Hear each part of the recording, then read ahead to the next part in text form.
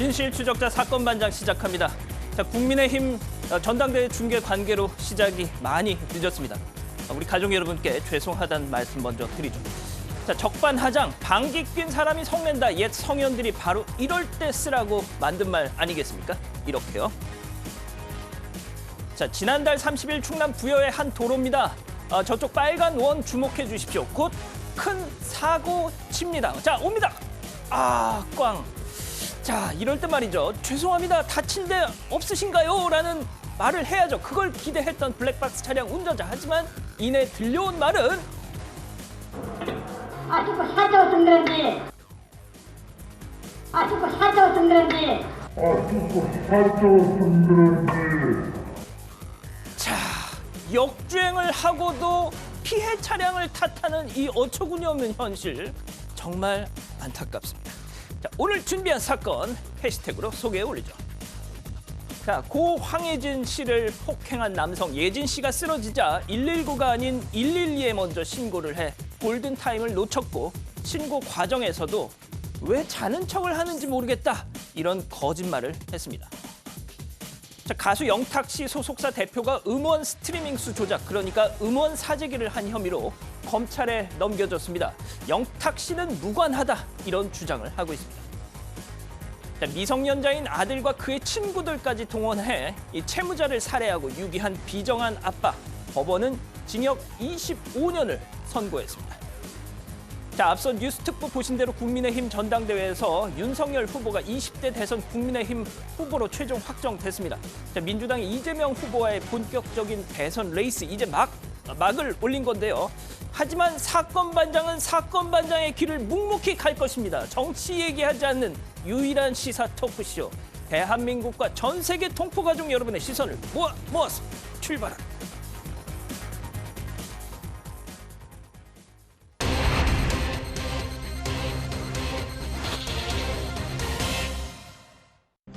만취 상태로 편의점에서 물건을 훔치고 난동을 부리던 20대 남성이 출동한 경찰을 때리고 차까지 훔쳐 달아나다 사고를 냈습니다. 오늘의 주요 사건을 정리합니다. 자, 오늘도 변함없이 사건 반장 시작합니다. 사회부 백민경 기자, 양지열 변호사, 박상희 소장, 최영진 뉴스 리포터, 그리고 박준혜 소 선생님 나오셨습니다. 안녕하세요. 안녕하세요. 안녕하세요. 자, 지금 그냥 사건 반장 기다리면서 말이죠. 우리 가족 여러분들이 늦게 하는 주제에 광고는 왜 다 하고 있냐고. 지금 니들 아주 그냥 뭐 하는 거냐고 지금 아주 성하셨어요. 예? 그리고 심지어는 저보고 무슨 벌칙을 수행하라고 손 들고 있으라고 그러신 분도 계셨고. 찬성합니다. 예? 찬성합니다. 나가 주십시오, 그럼. 아니 근데 진짜 저는 이런 우리 가족 여러분들의 이 반응을 보면서 진짜 이거는 이 시청자와의 그런 관계가 진짜 가족 같다, 이런 생각도 또 해봤습니다. 자, 일단 저희 본격적으로 내용 전해드리기 전에 그래도 앞서 큰 정치적인 이벤트가 있었으니까 관련해서 잠깐 또 내용을 좀 정리를 하고 가죠. 자, 일단 윤석열 후보 전 검찰총장이 국민의힘 20대 대선 후보로 최종 확정이 됐는데, 자, 백민경 기자가 그 후보 수락 연설한 거 있잖아요. 내용 간략히 좀 정리해 주시죠.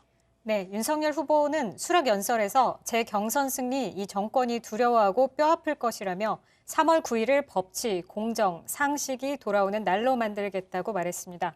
또한 이번 대선은 상식의 윤석열과 비상식의 이재명의 싸움이라며 반드시 정권 교체를 이루겠다는 의지를 보였습니다. 자, 양 변호사님, 지난 7월 30일 국민의힘에 입당한 지 거의 한 석 달여 만에 제1야당 대선 후보가 됐는데, 일단 어느 정도 결론이 좀 나왔던 민주당 경선과는 다르게 그래도 막판까지 조금 전에 홍준표 후보가 경선 결과에 깨끗이 승복하겠다, 이런 입장도 냈더라고요. 예. 자, 계속 시속 게임을 하면서 일단 흥행 면에서는 조금 효과가 있지 않았나 싶은데, 그렇습니다. 당장 주말 그리고 다음 주 초쯤에 전당대회 결과가 반영된 여론조사가 나오겠죠. 그렇죠. 지금 말씀하신 것처럼 사실 입당하자마자 사실 그 전부터 이미 대선을 굳혔다가 최근에 말실수라든가 여러 가지 경쟁 과정에서 홍준표 후보가 맹추격을 했죠. 이 지금 경선 과정은 이제 국민의힘 당원들 50% 그리고 국민 여론 50% 각각 조사를 한 건데, 생각보다 큰 격차를 냈죠. 한 6%가량 예. 이상의 격차로 윤석열 후보가 됐습니다. 근데 이 얘기가 또 당심과 민심이 어느 정도는 거리가 있다라는 걸 또 보여주는 것도 있고 윤석열 또 예비 후보 때와 홍준표 후보 때 선거 과정에서 서로의 좀 불미스럽게 공격했던 부분도 있지 않습니까? 그런 것들을 이제 어떻게 극복해 나갈 것인지 이런 것들 과제로 되겠죠. 그렇군요. 자, 이기택 님이 방금까지 정치 얘기 안 한다고 해놓고서 왜 또 하냐고 지금 막. 저도 지금 굉장히 당혹스러웠습니다. 아, 진짜요? 아이고, 알겠습니다. 자, 지금부터 사건 반장만의 길을 걸어가도록 하겠습니다. 절도, 폭행, 차량 탈취, 음주, 운전입니다. 자, 백 기자, 한 남성이 술에 취해서 편의점에서 물건을 훔치고 난동을 부린 사건이죠? 네, 지난 3일 저녁 경기도 가평에 있는 한 편의점에서 일어난 일입니다. 이 편의점에서 신고가 들어왔는데 한 남성이 칼을 들고 난동을 부리고 있다는 겁니다. 그래서 경찰이 출동을 했는데 이 남성 대범하게도 경찰 얼굴을 한 대 때리고 도망갔습니다. 자, 이거 영상을 한번 보면서 또 말씀을 드려야 될 것 같아요. 자, 세차장 모습인데 바로 옆에 이 편의점 옆에 세차장인데 저기서도 저렇게 난동을 부립니다. 자, 그런데 갑자기 나타나더니 저렇게 남의 차를 타고 지금 도주하기 직전 지금 경찰차도 출동을 했네요. 예, 양 변호사님. 도주를 하는데 저기 보시면 그냥 편의점 옆에서 세차하던 주인들이었던 거예요. 거기를 쫓아가서 무작정 끌어내고 또 그 가운데 그 사람들을 다치게 만들고 그 차를 탈취해서 저 보시죠. 문 열린 채로 막 그냥 운전을 해서 아니, 지금 가버리는 경찰관이 겁니다. 경찰관은 매달려 있었던 예. 상태예요. 한 10m 가량이 경찰관을 매단 채로 달렸던 겁니다. 아니 이게 지금 뭐 하는 짓이 소장님 이거 뭐 어떻게 되는 거예요 지금? 네, 그러니까 이 사람이 술에 취한 상태에서 차를 또 훔쳤잖아요. 그런데 속도까지 냅니다. 그러니까 야. 와 속도까지 위반한 상태에서 막 엉망진창으로 위험천만으로 달리는 거죠. 그러다가 도로에 있는 보도블록을 들이받아서 결국엔 차량이 뒤집어지고 그때야 멈췄습니다. 아 지금 보시면 차가 전복됐습니다. 아까 그 난리를 치다가 결국 뭐 조금 더 가서 지금 저 지경이 된 것 같은데 자 최영진 리포터. 예. 아니 이게 앞서 보셨지만 경찰관이 차에 매달려서 질질질 끌려갔어요. 아, 지금 뭐 영상으로 다들 보시겠지만 저거 정말 잘못하면요. 큰 인명피해가 날 수 있었던 상황이었습니다. 일단 만취 상태였던 것으로 확인이 됐고요. 차량 사고 과정에서 목뼈가 다쳤대요. 이 가해자가. 그래서 병원 치료를 받겠다고 해서 아직 조사는 지금 진행되지 않고 있어서 왜 술을 먹고 저런 일을 벌였는지에 대해서는 아직 확인이 되지 않고 있습니다. 자 어제도 그 쌍칼을 들고 있던 중국인 진압 과정에서 실탄을 발사했던 경찰들이 발사했던 사건이 전해드리면서 참 진짜 이 경찰들 이 지금 사건에서 출동한 경찰 앞서 보셨다시피 차에 매달려서 한 10m 이상을 질질 끌려가는 일이 있었죠. 또 뭐 이렇게 진압 과정에서 주먹으로 저 얼굴을 가격당한 일도 있었답니다. 자 변호사님. 이 남성한테 그럼 어떤 혐의를 적용할 수 있는 건가요? 일단 편의점에서 흉기를 훔쳤죠. 절도입니다. 그리고 차량도 훔쳤어요. 이 부분 절도로 일단 보고 있는데 전 강도로도 충분히 가능하다고 봅니다. 이제 폭행해서 빼앗았기 때문에. 그렇죠. 그리고 그 과정에서 흉기를 가지고 사람들을 다치게 만드는 건 특수 상해인 거고요. 이 차에 매다는 바람에 또 그 경찰 공무원을 다치게 만들었죠. 특수 공무집행 방해 치상입니다. 게다가 음주운전이었으니까 도로교통법 위반입니다. 저 짧은 순간에 정말 저런 죄를 한꺼번에 지은 겁니다. 그러니까 뭐 한 번에 4개의 지금 죄목이 적용되는 건데 자 그런데 말이죠. 40분 만에 벌어진 일입니다. 이게. 자 그리고 앞서 말씀드렸다시피 경찰관이 다쳤어요. 자 그런데 말이죠. 양 변호사님 저는 이 경찰관들이 어떤 이런 사건 현장 나가서 폭행당하고 이렇게 돼서 기소가 되면 재판에서 제가 며칠 전에도 말씀드린 기억이 나는데 이 정확한 수치는 기억이 안 납니다만 대부분 다 집행유예형이다. 저는 진짜 이건 아니라고 봐요. 재판부가 법원이 경찰관들이 현장에서 진압 과정에서 폭행당하고 이럴 때 그러니까 세상에 총이 있어도 쓰지도 못하고 그냥 맞는 경우가 허다하지 않습니까? 그러니까 우리가 이제 공권력에 의해서 민간인들이 피해를 입었던 과거 기억들이 아직까지도 과거 잔상으로 남아있거든요. 권위주의 정권 시절의 그 그러니까 트라우마 때문이잖아요. 그 시절이 지난 지 오래지 않습니까? 그럼요. 그래서 공무집행 방해에 대해서 엄격하게 처벌을 해야 된다는 목소리가 나온 지도 꽤 오래된 걸로 기억을 하고요.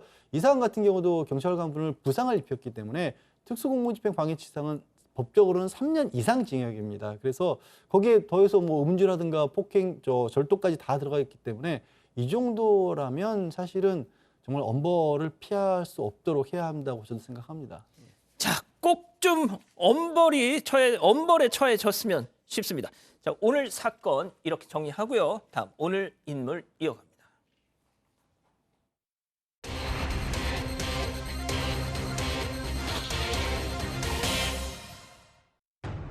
가수 영탁의 소속사 대표가 음원 사재기 혐의로 검찰에 송치됐습니다.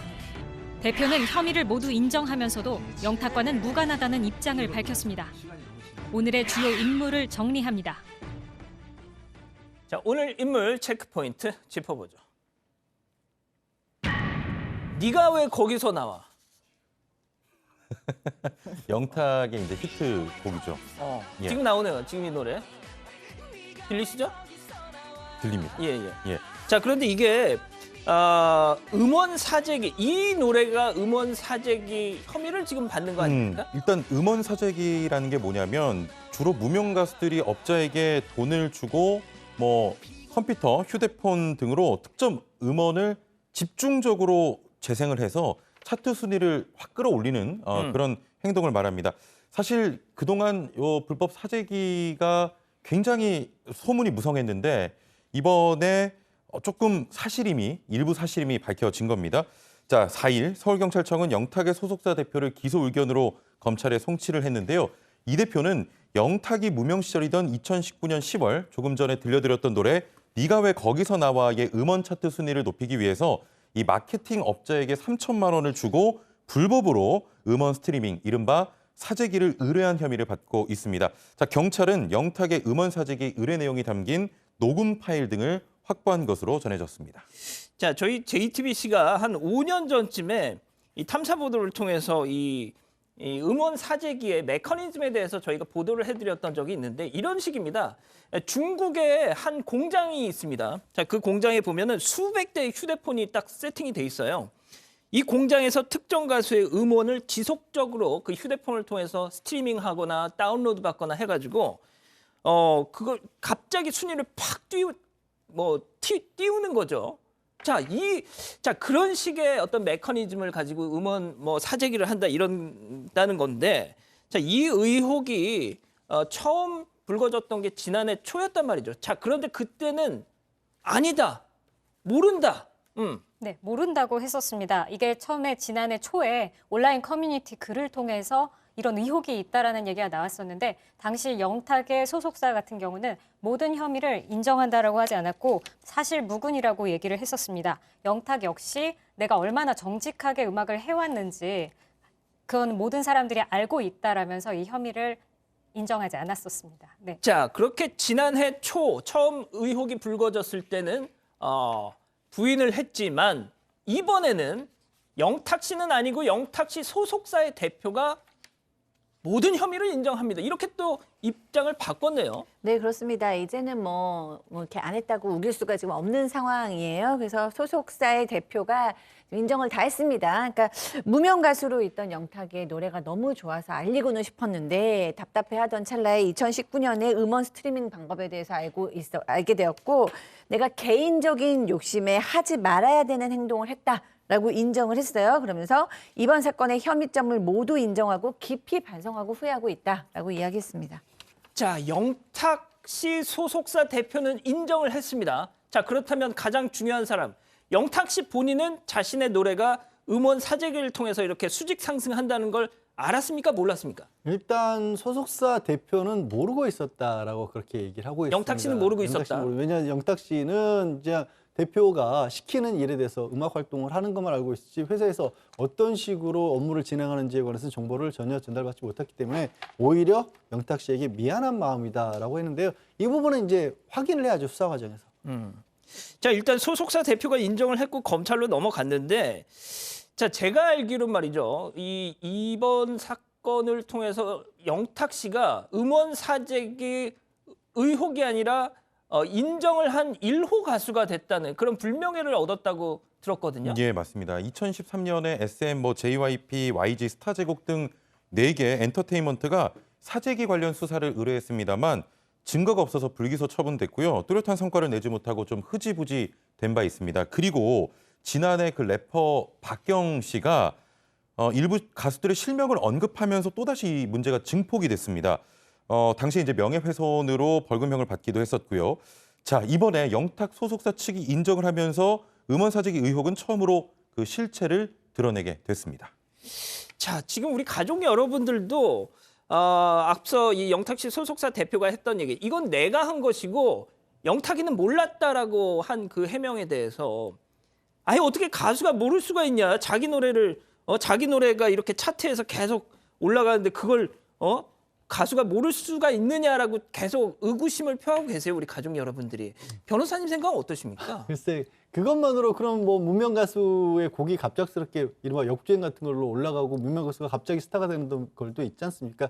그것만으로는 뭐 알기가 어렵지만 다만 이제 확인해봐야 될 필요는 분명히 있다라고 제가 말씀을 드렸지 않습니까? 대표로서 어떻게 보면은 사업을 한 대표가 아니라 팬들 앞에 서는 사람은 가수가 주체이기 때문에 그 부분에 대해서 분명히 수사 과정에서 확인을 해야 된다는 거죠. 예. 자, 소속사 대표 입장에서는 가수만 안 다치면 언제든 뭐 소속사는 재개할 수 있는 것이니까, 회사는 뭐 다시 이렇게 살아날 수 있는 것이니까 가수는 몰랐다라고 얘기할 수밖에 없는 것 아니겠느냐라고 지금 뭐 그런 얘기도 나오는데, 자, 그런데 이 음원 사재기라는 게 말이죠. 이게 참 그렇습니다. 어떻게 보면 일종의 승부 조작 같은 거잖아요. 네. 스포츠로 따지면. 이게 상당히 좀 사회적인 어떤 공정 경쟁의 틀을 허무는 정말 반칙인데. 그렇죠. 근데 밝혀내기가 참 어려웠다라는 거죠. 그동안에 지금 음원 사실 이게 컴퓨터 업무 방해라는 죄로 처벌할 수 있는데도 불구하고 음원산업법에 별도의 이 처벌 조항을 두었고, 그런데도 불구하고 아직까지 말은 무성한데 처벌이 안 됐어요. 이유가 뭘까요? 아까 우리 양희과가 이유를 밝혔는데 저게 중국 같은 곳에서 대량으로 의뢰를 받고 일을 하다 보니까 뭔가 수상쩍은 데이터는 나오는데 그 데이터만 가지고 실제 저런 일이 있었는지를 법적으로 밝히려고 굉장히 곤란한 겁니다. 중국 현지 공장에 가서 이런 식으로 했다, 중국 업자가 이렇게 했다라는 걸 과연 이 지금 대표가 그것까지 자세히 보고를 받았겠느냐? 아니면 저도 사실은 뭐 예전에 요즘은 드뭅니다만 이른바 바이럴 마케팅이라 그래서 뭐 변호사 사무실 이렇게 좀 많이 홍보해주겠다 이런 제안들 오거든요. 진짜요? 그러면 그걸 봤을 때 어떤 방법으로 어떻게 한다까지 내가 할 수는 없잖아요. 돈 건너갖고 그냥 올라가네 이런 정도만 안단 말이에요. 그래서 그거를 정말 어떻게까지 알고 있으냐, 그리고 실제로 정말 그런 아까 말했던 중국 공장 같은 데서 돌아갔냐 이런 것까지 밝혀내야 되기 때문에 그게 어려웠던 거예요. 자, 여기서 드는 궁금증 한 가지. 그래서 양 변호사님은 그 바이럴 마케팅 그거 오케이 하셨습니까? 안 하셨습니까? 저는 JTBC에 출연 중이었기 때문에 굳이 그런 걸 할 필요가 없었습니다. 그러셨군요. 나는 이미 연예인인데, 나는 이미 셀럽인데 무슨 홍보가 필요하느냐. 사건만장 덕분이었죠. 네. 그렇군요. 알겠습니다. 자, 오늘 자, 앞서 이 국민의힘 전당대회 이 특보 관계로 시간이 많이 줄어가지고 빨리빨리 좀 진행을 하겠습니다. 자, 오늘 인물 이렇게 정리하고요. 다음 오늘 법 이어갑니다.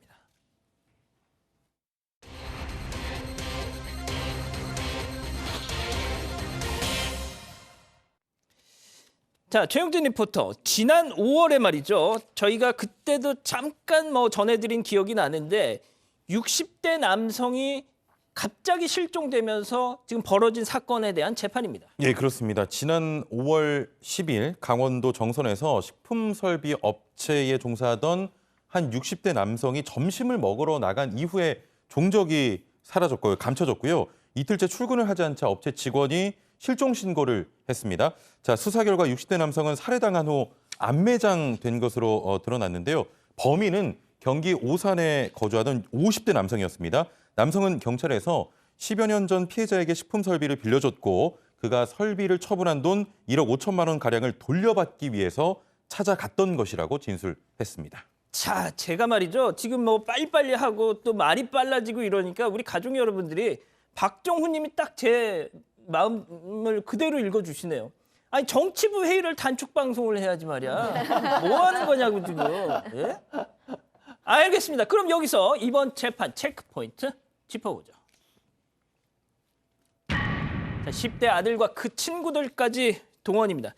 이게 정말 살인 사건이다 보니까 정말 좀 심각합니다. 그때도 정말 지난 5월 사건인데도 너무 선명한데, 자, 살해 후에 안매장까지 정말 잔혹한 사건이었는데 더 충격적인 거, 이 범행에 10대 청소년들이 동원됐어요. 네, 맞습니다. 이 50대 남성이 이 사람을 살해하고 또 묻기까지 했는데 이 잔혹한 현장에 10대가 3명이나 있었습니다.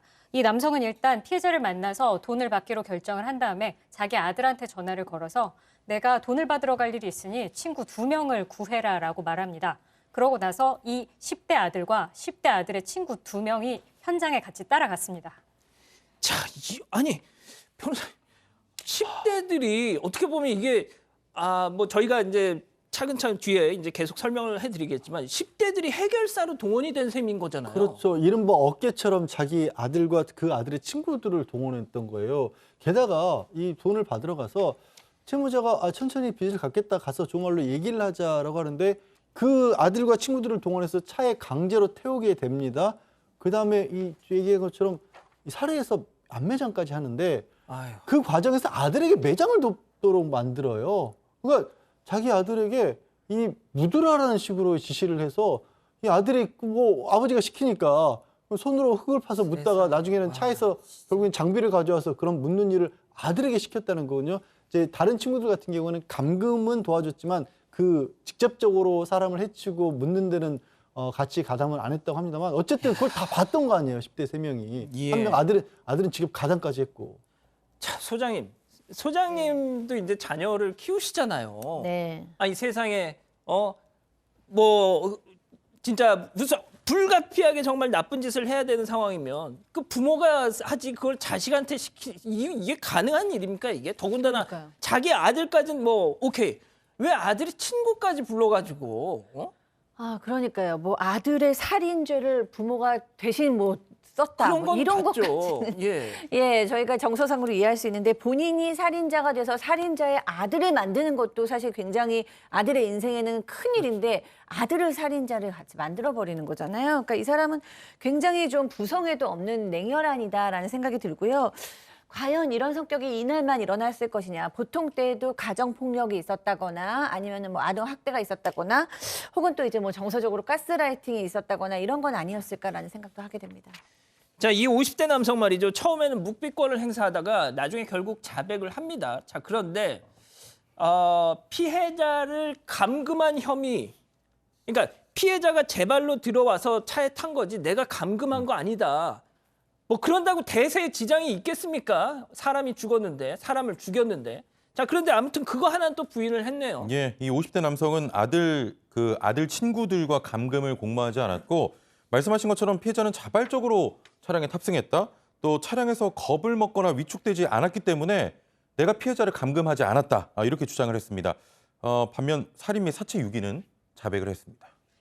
자, 재판부 입장에서는 어차피 뭐 사람을 살해한 게 가장 큰 하지만 그마저도 인정을 안 했습니다. 네, 아니 생각해 보세요. 아무리 살인죄라고 할지라도 그 상황에 범죄 하나가 혐의가 올라갈 때마다 몇 년씩은 더 복역을 해야 된다는 생각을 하는 거죠. 예. 그리고 이게 감금을 부인할 수가 없는 게 본인도 있고 10대 건장한 아이들 세 명이 있으면 말이 아이들이지만 청년들이잖아요. 예. 그걸 어떻게 자발적으로 탔다고 얘기를 하겠어요. 그리고 중간에 내려달라 그랬는데도 안 내려줬고 피해자는 기분이 이상하다, 납치된 것 같다고 통화도 했었고 그러니까 설령 자발적으로 탔다고 할지라도 중간에 내려달라고 하면 내려줘야죠. 안 내려주면 그때부터 감금인 거예요. 부인할 수가 없는 거죠.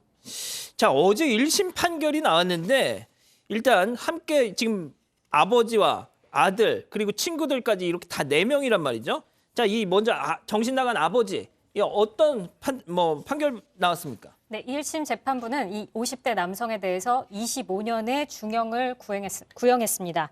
좀 자세히 보면요. 재판부는 아들과 그 친구들을 대동해 피해자를 차량에 감금하고 또 폭행 후 흉기로 잔혹하게 살해해 범행 발각을 우려해 삽을 구매한 뒤 시신을 묻는 치밀함까지 보였다고 했습니다. 또 이 아이들에 대해서는 이 피고인이 청소년인 그의 아들과 아들의 친구도 범행에 가담하게 돼 올바른 성장에 피해를 주고 도덕성도 심어주지 못했다고 판결했습니다. 자, 징역 25년 선고입니다. 자, 그럼 이 범행에 가담했던 아들과 아들의 친구 어떤 선고 결과가 나왔나요? 예, 범행에 가담한 아들과 아들의 친구 2명은 춘천지법 소년부로 송치가 돼서 다시 재판에 받게 됩니다. 재판부는 피고인의 아들과 그 친구들은 아직 10대 청소년이기 때문에 다시 재판을 받을 필요가 있다며 이들을 춘천지법 소년부에 송치한다고 밝혔습니다. 앞서 검찰은 아들에게 징역 장기 7년에 단기 5년을, 그 아들 친구 2명에게 징역 장기 4년과 단기 2년을 각각 구형했습니다. 자, 그런데 말이죠, 소장님. 지금 이 처음에 저희가 이 소식을 전해드렸을 때 우리 가족 여러분들이 또 혹시 촉법이냐, 또 아이들이라고 봐주냐, 이런 식의 지금 가족 여러분들 반응이 많았거든요. 하지만 결국 이번 재판부도 그런 판단을 좀 한 것 같은데 소장님 좀 어떻게 생각하시나요? 저는 이 아이들의 상황을 좀 면밀히 살펴보아야 된다고 생각을 해요. 왜냐하면 이 아이들이 과연 이런 일이 있을 걸 예상을 했느냐 못했느냐. 실제로 사건이 지난 다음에 이 가해자가 애들한테 10만 원씩 용돈하라고 줬다라는 거예요. 그러니까 이 나이도 지금 15세에서 17세라고 하는데 얘네가 살인이 일어날 수도 있다라는 걸 생각하고 간 건지 아니면 단순한 아르바이트야 이렇게 생각하고 왔는지 이런 것도 알아야 되고요. 예. 그다음에 이제 이 아들 같은 경우에는 피해자의 몸에 흙을 뿌렸다고 하는데 그게 이제 본인이 정말 그 가담에 석을 뿌린 건지 아니면 예를 들어서 부모의 폭력이나 이런 거에 의해서 양육됐으면 사실은 폭력에서 학대를 받고 양육된 아이들은 저 아버지를 닮은 사람만 나타나도 몸이 떨린다고 해요. 예. 그 정도로 그 두려움이 있기 때문에 그 아버지에 대한 두려움 때문이었는지 이런 것들을 좀 면밀히 관찰해서 죄가 있다면 엄중히 물어야 된다고 보고요. 만약에 또 참작할 여지가 있지는 않은지도 우리 법이 좀 살펴봐야 될 것으로 보입니다. 알겠습니다. 자, 오늘 법 이렇게 마무리하고요. 계속해서 별별 상담소 이어갑니다.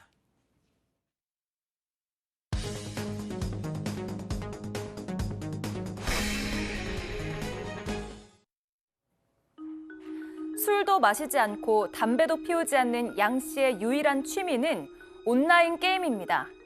그런 양 씨의 게임 생활에 빨간 불이 켜졌습니다. 쌍둥이 아이들이 태어나면서 잠자는 시간을 줄여야만 게임을 할 수 있게 된 겁니다. 그래도 이 정도는 괜찮았습니다. 육아휴직이 끝난 아내가 복직을 하면서 처가와 집을 합치게 됐고 장모님이 보내는 무언의 압박에 게임할 엄두도 내지 못하게 된 겁니다. 그러던 중에 가장 좋아하는 게임이 개편이 됐다는 소식을 알게 되면서 참고 참았던 게임에 대한 열망이 다시 꿈틀댔고 결국 게임을 하기 위해서 아내 몰래 고시원을 얻었습니다. 그러나 고시원 게임 생활은 한 달 만에 들통이 났고 분노한 아내는 현관문 비밀번호를 바꾸고 이혼을 요구했습니다. 진심으로 사과하고 노력하겠다는 양 씨의 다짐에도 아내는 협의 이혼을 해주지 않으면 소송까지 하겠다는 입장인데요. 양 씨의 행동이 이혼 사유가 되는 걸까요? 자, 오늘 소개된 사연은 한 온라인 커뮤니티에 소개된 사례를 저희가 좀 각색했는데 왜 하필 또 양 씨입니까 또? 그러게요. 자, 그 양 변호사님하고 저하고 양 씨 할 때 귀가 쫑긋 좀 세워졌거든요. 뭐가 됐든. 자, 이수진 기자. 아니, 집에서 만약에 이 게임을 못하면 PC방을 가면 되지 뭘 굳이 또 고시원까지 얻었다는 겁니까? 네, 코로나19 때문입니다. 영업 제한 조치가 길어지면서 자주 가던 단골 PC방이 폐업을 했고요. 다른 PC방들도 10시만 되면 문을 닫기 때문에 야근을 한다고 거짓말하고 게임을 하는 양 씨에겐 충분하지 않았던 거죠. 그래서 창문도 없고 화장실도 없지만 대신 월세가 30만 원 정도로 아주 싼 고시원을 얻게 된 겁니다. 양 씨는 방을 얻긴 했지만 게임 말고는 다른 딴짓은 하지 않았다고 하는데요. 그래서 이혼은 너무하다는 입장입니다. 이 양 씨의 고민 별별 상담소에서 해결해 주세요. 그냥 그 남성의 고민 이렇게 해주세요. 네. 알겠습니다. 이수진 기자 수고하셨고요. 자, 본격적으로 좀 사연을 풀어볼게요. 야, 이거 자, 뭐가 됐든 그런데 지금 결혼을 했잖아요. 근데 그 연애 시절에 게임을 좋아한다는 건 알았을 거 아닙니까? 네, 이 부부 원래 5년 동안 연애를 했기 때문에 5년. 서로의 취미에 대해서 속속들이 잘 알고 있었다고 합니다. 아내는 이제 등산같이 외향적인 일들을 많이 했었고 또 남편은 게임을 좋아한다는 것도 아내가 잘 알고 있었습니다. 그 남편의 일은 컴퓨터 관련 일이었는데 집에서도 종종 일을 했었고 그래서 중간중간에 게임을 했었고 이게 하루에 1시간 정도밖에 되지 않았기 때문에 아내도 남편의 취미 생활을 좀 존중해 줘야 된다. 이런 합의가 있었다고 합니다. 자, 그런데 이제 아이가 태어난 겁니다. 하나도 아니고 쌍둥이가 태어난 거죠. 자, 쌍둥이를 키우면서 아, 지금 이거 나 이거 보면서 어디서 좀 기시감을 좀 느꼈다 했는데. 양씨 같은데요, 양씨에다가 최씨 이거. 최씨. 아 그리고 너지? 근데 이거 제가 얼마 전까지 이 게임 가지고 되게 고민했었거든요. 할지 정말요? 말지를. 아, 진짜? 이게 지금 유행이 다시 좀 확산되면서 국민청원에까지 올라왔던 거예요. 정말요? 예, 그 서버가 폭주돼서 우리 애 낳고 키우는 아버지가 집안일 다 하고 설거지 다 하고 이 게임을 위해서 했는데 서버 폭주로 못 들어가는 상황이 생겨가지고 국민청원에도 올라온 내용이거든요. 그렇군요. 아니 그래서 이거 본인이냐고요? 저 아니야.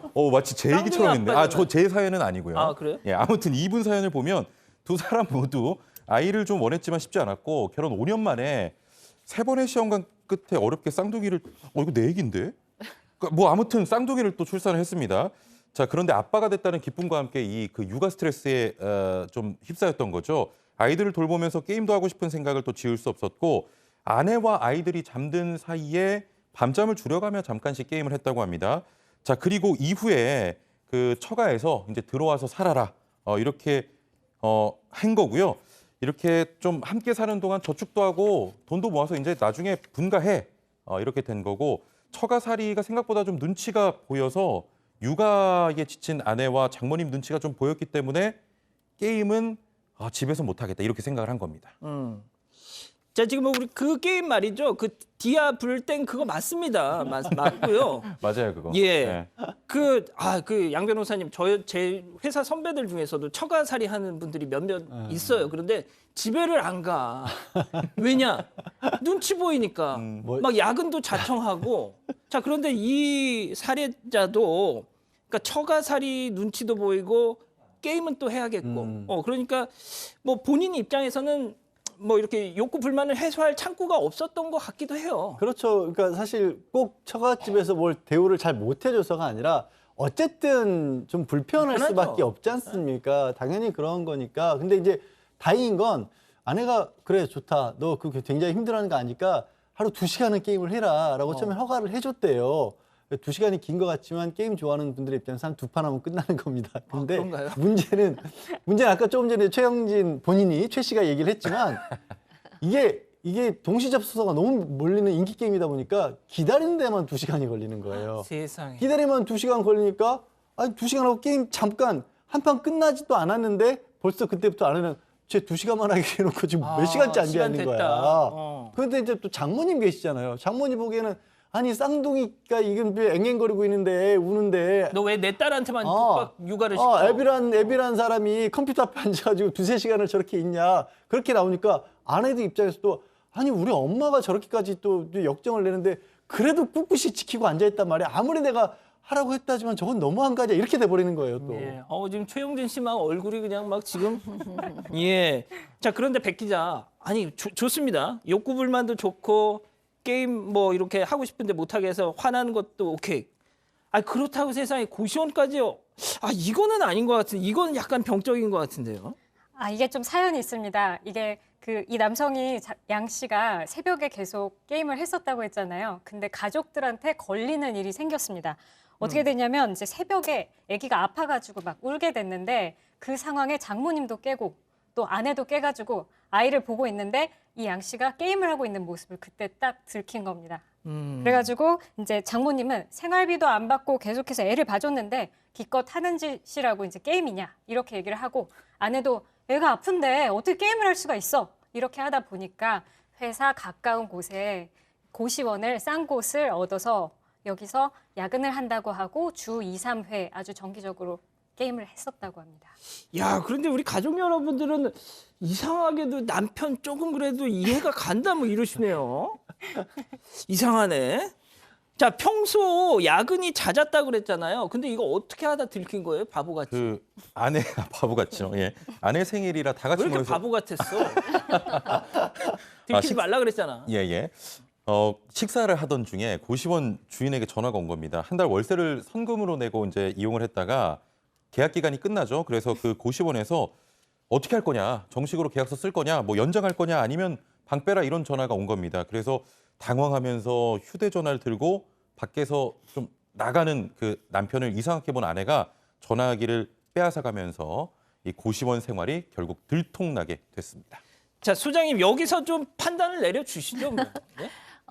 일단 우리 이 시청자 여러분께서도 남자가 이해가 된다라는 이제 의견이 많다 그러셨는데 사실 이 많지는 남자만 않고요. 조금 있다 그러는데 그 남편의 입장만 보면 사실 이해가 안 되는 부분은 아니죠. 왜냐하면은 그나마 스트레스 술도 안 하고 담배도 안 하는데 스트레스 풀 만한 이제 게임하고 싶은 거고 그다음에 이제 처가살이를 하고 있는 스트레스 눈치 보는 것도 있고 낮에는 열심히 일을 하니까 이제 그 정도는 봐줄 수 있어야지라고 이제 생각을 하시는 것 같아요. 근데 이제 우리가 간과하기 쉬운 게 지금 뭐냐면 그러면은 아내는 괜찮아인 거예요. 근데 사실 아내의 스트레스를 볼 필요가 있어요. 지금 아내는 쌍둥이를 지금 거의 육아를 하는 상황인데 쌍둥이 육아는 우리 아시겠지만 정말 2배가 힘든 게 아니고 4배가 힘든다는 얘기가 있거든요. 근데 아무리 친정 식구가 도와주고 남편이 도와줘도 오롯이 제일 중요한 몫은 엄마가 해야 되고 더군다나 이 부인은 일까지 한다는 거 아닙니까? 그러니까 지금 일도 하는 데다 쌍둥이입니다. 그 예. 육아고요.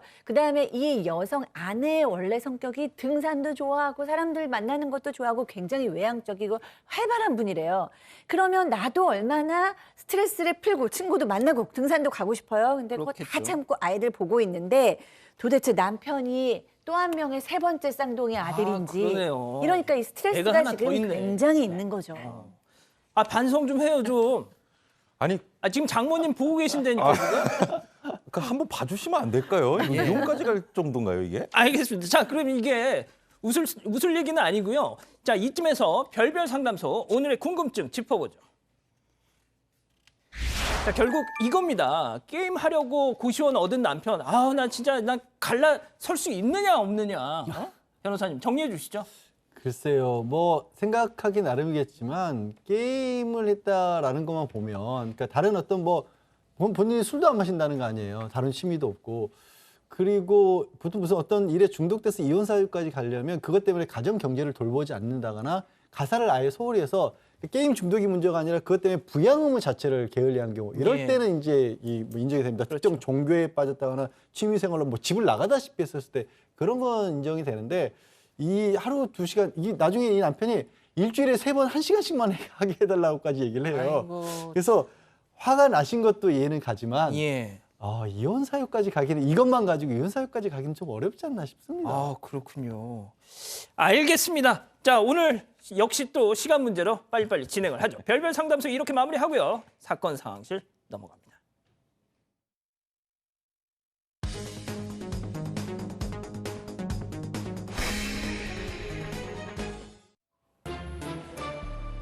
지금 이 시간 사건 상황실에 올라온 화제의 뉴스입니다. 중고거래 어플에 최근 부족 사태를 빚고 있는 요소수를 무료로 나눔하겠다는 글이 올라왔습니다. 한 달 사이 10,000원이었던 요소수가 10만 원에 거래되는 요즘, 중고거래 어플에 요소수를 원래 가격에 판매하겠다는 글이 올라왔습니다. 판매자는 누군가에게 생계가 걸린 일에 돈 장난을 하고 싶지 않다며 필요한 분이 가져갔으면 한다는 말을 남겼습니다. 한편 인천과 서울 주유소 6곳에서도 소방차와 구급차에 요소수를 무료로 제공하겠다는 현수막을 내걸어 요소수 120개를 무료로 제공했습니다. 디젤 차량에 필수적으로 들어가는 요소수는 최근 중국이 수출을 제한하면서 품귀 사태가 벌어졌습니다. 외국 유명 보디빌더가 가수 김종국 씨의 약물 의혹을 제기했습니다. 지난달 31일 구독자 120만 명을 보유한 유튜버이자 트레이너인 듀셋이 김종국 씨를 겨냥하는 영상을 올렸습니다. 그는 김종국 씨가 약물로 근육을 키우는 로이더라고 주장했습니다. 김종국 씨는 나이로 보았을 때 호르몬을 쓰지 않고는 불가능한 몸이라고 강조했는데요. 그는 이어서 김종국 씨가 로이더가 아닐 경우 100만 달러를 내겠다고 덧붙였습니다. 자, 지금 우리 가족 여러분 채팅창에서 앞서 이 별별 상담소 그거 가지고 계속 지금 디베이트를 하고 계세요. 진짜 알겠습니다. 자, 백 기자, 김종국 씨 유튜브에 그 간접적인 또 답변이 올라왔다면서요? 네, 가수 김종국 씨는 이런 의혹이 좀 불편한지 자기가 직접 유튜브에 영상을 올리고 댓글까지 올렸습니다. 이 유튜브 채널에 운동할 시간이 없다는 사람에게 보여주세요 제발이라는 제목으로 꾸준한 노력과 정신력만으로도 46세의 남성 호르몬 9.24, 2년 전이라 지금은 조금 낮아졌을 것 같은데 여러분도 충분히 가능하십니다라며 최근 금액이 제기한 의혹에 대해서 간접적으로 부인한 것 같습니다. 그렇군요. 자, 최영진 리포터, 요소수 품귀 현상. 이거 왜 일어나는 거죠? 요즘 이것 때문에 난립니다. 지금 화물차 기사분들 다음 주면은 일도 못 하게 되신다 이렇게 이야기가 나오고 있는데 이수진 기자가 앞서 잘 말씀해 주셨지만 이게 요소수는 디젤차에서 나오는 그 배출가스의 일종인 질소 산화물을 줄여주는 촉매제입니다. 차를 애초에 만들 때 이 요소수가 없으면 시동이 걸리지 않게 만들어 놓는데요. 최근 중국이 석탄 부족 등을 이유로 석탄에서 뽑아내는 요소 수출을 사실상 막으면서 이 요소수가 지금 부족 현상을 겪고 있는 겁니다. 그렇군요. 자, 이수진 기자 다음 소식 이어서 전해주시죠. 빈 공장을 빌려서 4만 톤이 넘는 폐기물을 버린 일당이 무더기로 붙잡혔습니다. 청주시 한 창고 건물, 문을 열고 가림막을 걷자 거대한 쓰레기산이 나타납니다. 창고 안에는 각종 폐기물들이 가득한데요. 경찰은 전국 11곳의 빈 공장과 창고를 빌려 폐기물을 불법 투기한 일당 64명을 입건했습니다. 폐기물은 지정된 곳에 버려야 하는데 이들은 폐기물을 빈 공장에 버리고 돈을 챙겼습니다. 폐기물 가운데 일부는 합법적인 시설로 보낸 뒤 정부에 신고해서 단속도 피해갔습니다. 이렇게 버려진 폐기물은 4만 6천 톤, 불법 투기로 챙긴 돈은 92억 원이었습니다. 범행에는 조직폭력원도 가담한 사실이 확인돼 폐기물 관리법 위반 혐의로 구속됐습니다. 한 남성이 호프집 테라스에 나와 있던 의자를 훔쳐가는 황당한 일이 있었습니다. 네, 불이 꺼진 호프집으로 들어가는 남성. 테라스에 있던 의자를 살피더니 가지고 가버립니다. 성남에서 호프집을 운영하고 있는 제보자는 지난 9월 한 남성이 테라스에 있던 의자 4개를 가져갔다고 주장했습니다. 테라스에 있는 의자 중에서도 모양이 같은 것끼리 골라서 들고 갔는데요. 영업시간 제한으로 힘들게 버티던 시기에 예상치 못한 지출이 생겼다고 토로했습니다. CCTV에 절도 행각이 고스란히 담겨 경찰에 해당 사건을 신고했지만 아직까지 별다른 연락은 받지 못한 상황이라고 전했습니다. 지금까지 사건 상황실이었습니다. 야, 진짜 의자를 저렇게 태연히 가져가면 그냥 저는 저 옆에 지나가더라도 아유 저기 직원인가 보다 하기도 했겠어요. 저거 너무 네. 자연스러우니까. 이 글 작성자가 CCTV를 공개를 했는데 아예 이 절도 행각이 굉장히 여유롭게 담겨 있습니다. 그러니까요. 1분 20초 정도 되는데 테라스에 들어가서 이 의자가 좋나 저 의자가 좋나 이렇게 돌아다니면서 똑같은 모양 4개를 골라서 번쩍 들고 갑니다.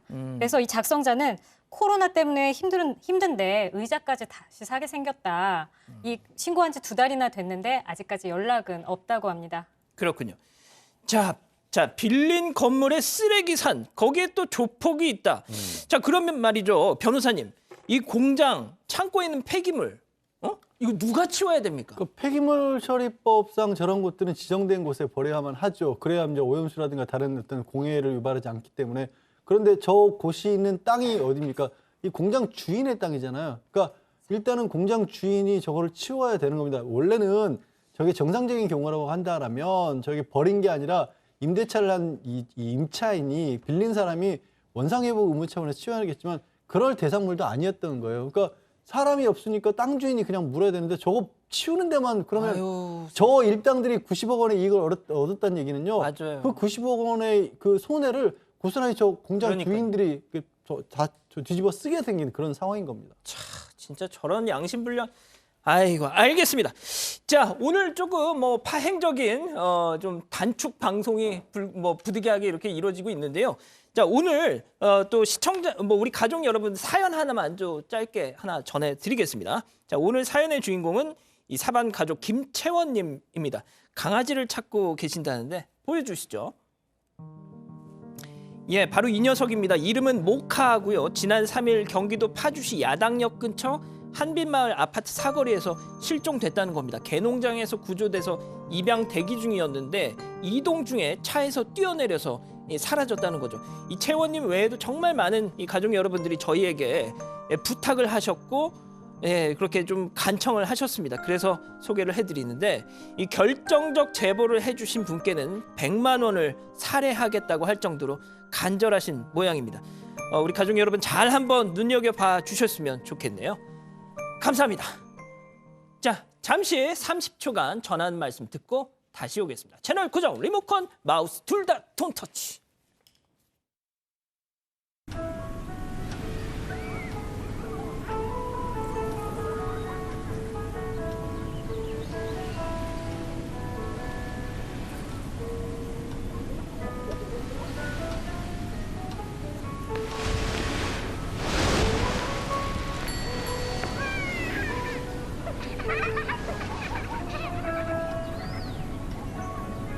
까사라는 신세계 까사미야. 야, 진짜 지금 우리 가족 여러분들이 아니 왜 이렇게 빨리 끝나냐고. 정치부 회의 줄여야 된다고 지금. 아이, 나 이거 참. 자, 그야말로 진짜 대선 정국이 시작됐습니다. 하지만 사건 반장 가족 여러분들은 정치 얘기 1도 않는 사건 반장 계속 사랑해 주실 거라 믿습니다. 자, 국민의힘 대선 후보 선출 관련 자세한 소식은 이어지는 정치부 회의 썰전 라이브에서 전해드릴 거고요. 행복한 주말 보내십시오. 저희는 다음 주 월요일에도 별이 3개 오후 3시에 다시 옵니다. 자나깨나 코로나 조심. 안녕히 계십시오.